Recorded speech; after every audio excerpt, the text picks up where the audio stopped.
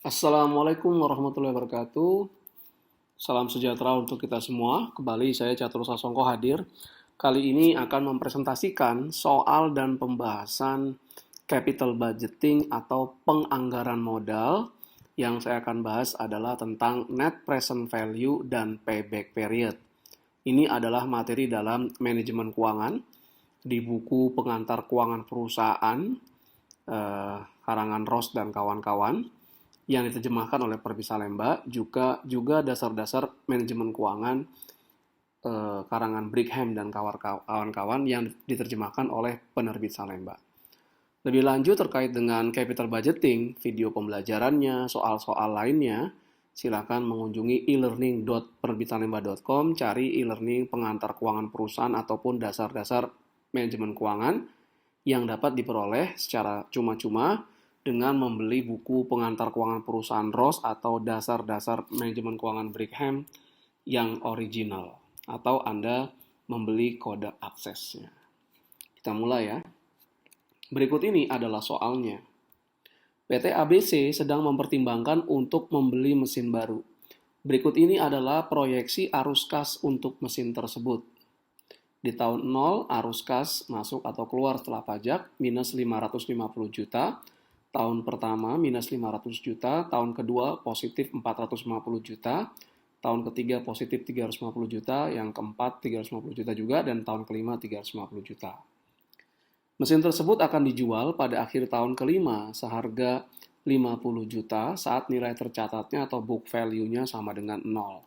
Tarif pajak yang berlaku adalah 22%, tingkat suku bunga diskonto atau discount rate adalah 12%. Oke. Diminta yang pertama adalah hitunglah payback period untuk mesin tersebut. Yang kedua, hitunglah net present value atau NPV mesin tersebut. Yang ketiga, apakah mesin tersebut layak untuk dibeli oleh PT ABC. Oke. Berikut ini adalah jawabannya. Yang pertama, payback period. Nah, apa sih payback period? Payback period adalah berapa lama waktu yang dibutuhkan untuk memperoleh kembali pengeluaran awal atau initial outlay dari sebuah proyek. Jadi mudahnya di sini berapa lama waktu yang diperlukan agar investasi awal itu bisa diperoleh kembali. Nah, ini di payback period dihitung dengan cara kita perkirakan dulu arus kas yang diperkirakan dari sebuah proyek. Initial outlay, pengeluaran awal, kemudian arus kas ketika proyek tersebut dijalankan. Nah, kemudian kita kurangkan arus kas dari proyek di masa depan dengan pengeluaran awal ya, sampai pengeluaran awal sepenuhnya sudah diperoleh kembali. Jadi arus kas di masa depan nanti kita kurangkan dengan pengeluaran awal investasi sampai pengeluaran awal investasi tersebut dapat diperoleh kembali seluruhnya. Oke. Nah, ingat, payback period tidak memperhitungkan nilai waktu dari uang atau time value of money. Berikut ini adalah perhitungan payback period untuk mesin tersebut. Nah, kita buat semacam kayak tabel ya. Ada tahun, arus kas yang masuk atau keluar setelah pajak, kemudian jumlah yang belum diperoleh kembali. Di tahun ke-0 itu perusahaan mengeluarkan uang 550 juta arus kas setelah pajak.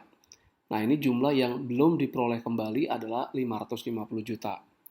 Tahun yang pertama arus kasnya masih arus kas keluar setelah pajak 500 juta. Jadi tahun 0 550 juta minus 550 juta ditambah minus 500 juta, maka menjadi 1 miliar 50 juta. Minus ya. Tahun kedua, arus kasnya menjadi arus kas masuk setelah pajak 450 juta. 600 juta ini itu diperoleh dari jumlah yang belum diperoleh kembali tahun sebelumnya, tahun pertama adalah 1 miliar 50 juta. Kemudian ditambah dengan arus kas masuk setelah pajak di tahun kedua 450 juta. Minus 1 miliar 50 juta ditambah 450 juta masih minus 600 juta. Nah, ini belum selesai. Jadi dia akan selesai kalau jumlah yang belum diperoleh kembali ini sudah 0. Nah, gitu ya. Tahun ketiga itu ada arus kas masuk lagi setelah pajak 350 juta. Jumlah yang belum diperoleh kembali di akhir tahun kedua adalah minus 600 juta. Kemudian ditambahkan dengan arus kas masuk setelah pajak tahun ketiga 350 juta. Maka minus 600 juta ditambah 350 juta menjadi minus 250 juta. Masih harus kita cari lagi. Tahun keempat itu sudah masuk kembali arus kas setelah pajak 350 juta. Jumlah yang belum diperoleh kembali di akhir tahun ketiga adalah minus 250 juta.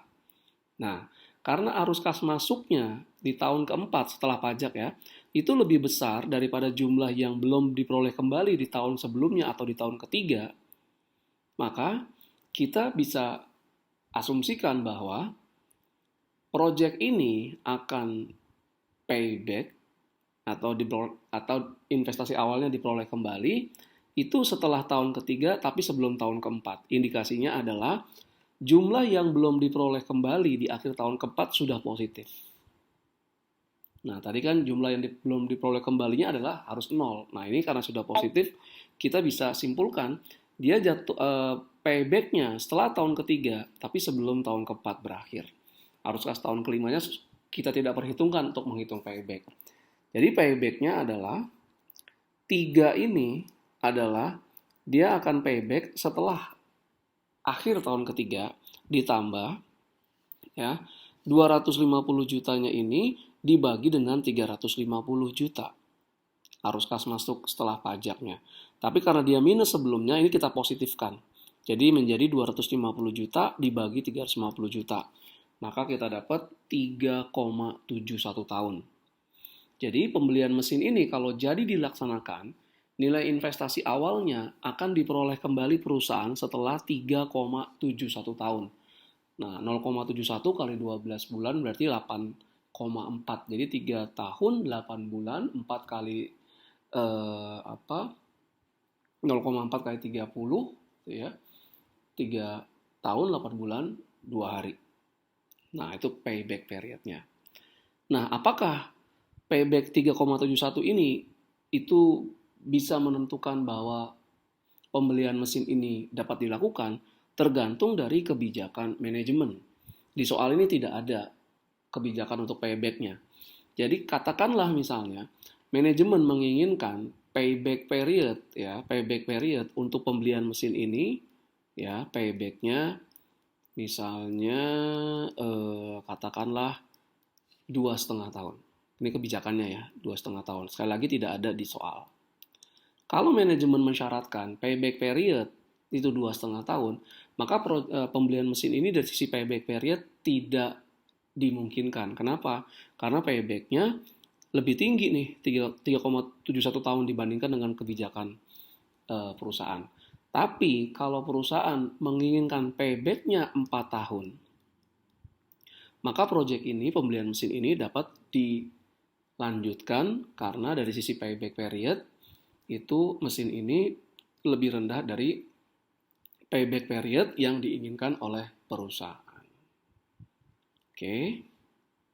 Berikutnya adalah metode net present value. Apa sih net present value? Selisih antara nilai pasar dari sebuah proyek dengan biaya untuk melaksanakan proyek tersebut. Jika NPV positif, maka proyek dijalankan. Jadi kalau NPV-nya hasilnya nanti di atas 0, proyek dijalankan. Kalau NPV-nya di bawah 0, proyek tidak dijalankan atau dibatalkan. Ya. Nah, net present value itu kita memperhitungkan nilai waktu dari uang atau time value of money. Jadi arus kas yang diterima di tahun kedua itu kita present value-kan dengan tingkat suku bunga diskonto tertentu atau diskon rate tertentu. Jadi beda dengan payback ya. Kalau payback kita tidak memperhitungkan time value of money dari arus kas di masa depan. Net present value kita perhitungkan. Berikut ini adalah perhitungan net present value-nya. Nah, kita buat ada tahun, arus kas masuk atau keluar setelah pajak, ada PV factor, ada nilai sekarang atau present value dari arus kas masuk atau keluar setelah pajak. Kita mulai. Tahun 0 itu ada pengeluaran minus 550 juta. Nah, ini pembelian mesin. Initial outlay-nya ini sebetulnya, minus 550 juta. PV factornya diperoleh dari ini 1 karena 1 dibagi 1 plus tingkat suku bunga diskontonya atau diskon rate 12% pangkat 0. Nah, ini 1 plus 12% pangkat 0 kan 1. Jadi 1 bagi 1, 1. Present value arus kasnya adalah arus kas masuk atau keluar setelah pajak kita kalikan dengan PV factor. Nah, jadi 550 juta minus kali 1 minus 550 juta. Tahun pertama itu masih minus 500 juta. 0,893 ini berasal dari 1 dibagi 1 plus 12% pangkatnya 1. Nah, jadi 1 dibagi dengan 1 plus 12% pangkat 1 dapat 0,893. Nah, 446.500 minus adalah 500 juta arus kas keluar minus kita kalikan dengan PV factornya tadi 0,893. Nah, kita dapat 446.500.000 rupiah. Tahun kedua arus kas masuk. Sekarang adanya arus kas masuk positif 450 juta. 0,797 ini berarti dari 1 dibagi 1 plus 12% karena tahun kedua pangkat 2 dapat 0,797. Jadi 450 juta dikali dengan 0,797 dapat 358.650.000 rupiah. Tahun ketiga 350 juta 0,711 ini berarti 1 dibagi 1 plus 12% pangkatnya pangkat 3 karena terjadi akhir tahun ketiga. 350 juta dikali 0,711 kita dapatnya 248.850.000 rupiah. Tahun keempat 350 juta, nah ini 0,636 berarti dapat dari 1 dibagi 1 plus 12% pangkat 4. Nah, kita kalikan dapat 222.600.000 rupiah. Tahun kelima, nah ini arus kasnya ada 2. Pertama, arus kas masuk 350 juta. Dan yang kedua, arus kas dari penjualan aset. Mesin ini, akhir tahun kelima, itu nilai bukunya sudah 0. Dan dia dijual. Dijual pada harga 50 juta. Jadi keuntungan dari penjualan mesin ini di akhir tahun kelima adalah 50 juta. Kenapa? Harga jual 50 juta dikurangi nilai buku atau nilai tercatat carrying amount-nya sudah 0. Nah 50 juta ini tapi dia kena pajak. Kita kalikan 1 minus tarif pajak. Tarif pajaknya 22%. Nah 50 juta dikali 1 minus pajak 22% adalah 39 juta. Jadi arus kas di akhir tahun kelima itu adalah 350 juta ditambah 39 juta, 389. PV factornya 0,567 adalah diperoleh dari 1 dibagi 1 plus 12% pangkat 5. Nah, 389 juta kita kalikan dengan 0,567 kita dapatkan 220.563. Nah, ini kalau kita jumlahkan semua nih, present value dari arus kas masuk dan keluar ini, itu yang kita dapatkan net present value-nya. Jadi net present value-nya adalah penjumlahan dari present value dari seluruh arus kas masuk dan keluar selama mesin tersebut dioperasikan. Dari mulai akhir tahun ke-0 sampai akhir tahun ke-5. Kita jumlahkan dapat net present value-nya 54.163.000 rupiah. Nah, karena NPV mesinnya itu positif lebih dari 0, maka pembelian mesinnya dapat disetujui. Karena jika proyek ini dijalankan menghasilkan positif NPV akan meningkatkan value perusahaan. Jadi akan menguntungkan bagi perusahaan.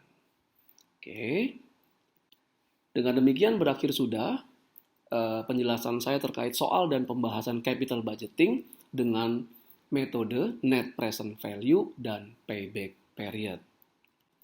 Terima kasih atas segala perhatiannya. Mohon maaf jika ada berbagai kekurangan. Assalamualaikum warahmatullahi wabarakatuh. Salam sejahtera untuk kita semua.